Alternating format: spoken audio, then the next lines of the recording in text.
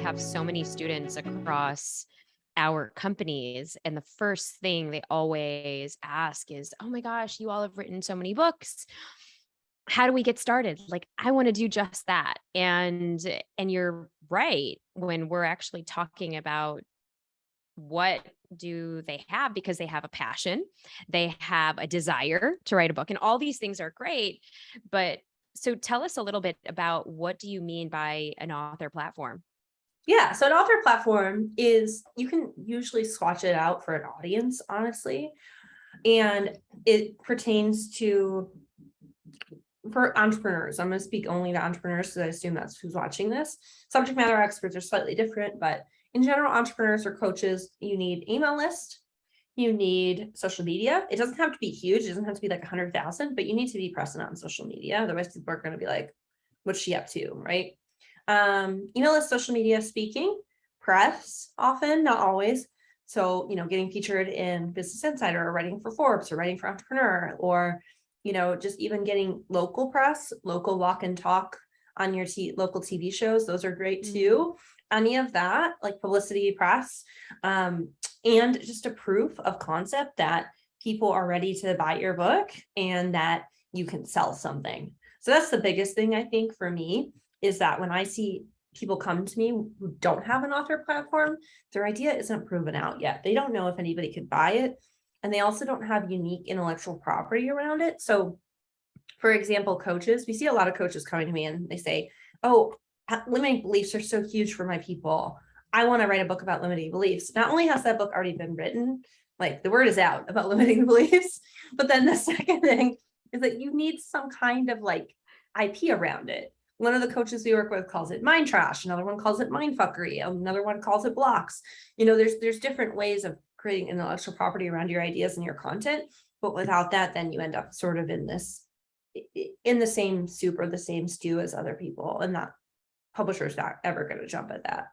Right. And what I'm hearing is there's no distinguishing factor from Yes. you as an author, because you're just kind of, there's nothing unique that you're bringing or different that you're bringing Right. to the fold.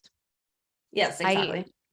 And I think that is, it's so important, because you're really talking about not just the dream, but you're actually being real and realistic about, okay, well, we can make this happen. You've seen it, but here's kind of exactly, like, step by step, what to do. And I kind of want to get into a little bit on, what have you seen, because I know that you have this platform for authors to help building their platform, but what are some of the mistakes that most young authors or junior authors or first time authors actually make, entrepreneurs? So the number one mistake I see is like, I have to get my book out now, or this book needs to happen at this time. Otherwise it's like a big failure. And like, it needs to be out now. And it's like that energy, as you can tell, like I just feel shitty after that energy, right? Like that energy is really graspy and pushy, and it's just not great. It doesn't work. And most people rush to write their books, either as lead magnets or as like this magnum opus or whatever, way too early. And we can't really we can't go after that. So if you like, I remember distinctly a call last year that I had with an author, and she had self-published her book, put her heart and soul into it, and it literally did nothing because she did not promote or market it and didn't have a big audience. And then she got on the phone with me, and I, had to tell her, hey, like, I can't, we used to be able to, and you'll still hear this on the internet streets, that you can like get a publishing deal, like a traditional publishing deal after a self-published book. You're a great example of this, right? You got a traditional deal, but you also have a gigantic audience. And so that's sort of like, it used to be true that a publisher would be like, okay, we'll give you a second chance. Now, because you can't scrub Amazon the way you used to, publishers can see that sales history and they don't want any part of it, because why would they invest good money after bad, right? It doesn't make any sense. So that's just where they're at. And so I had to tell this poor woman that, hey, like, you basically, like, if you don't want to promote this book, like this book that already exists, you've moved on spiritually in your life, good for you. But we can't do anything with that. Like, we can't like, I'm never going to be able to get you a deal. And because of that, it's not an integrity for me to like even enroll you in our audience building program or anything like that. Mm. So So, oh yeah, go ahead. it's like the mistakes that I see there are writing the book too early.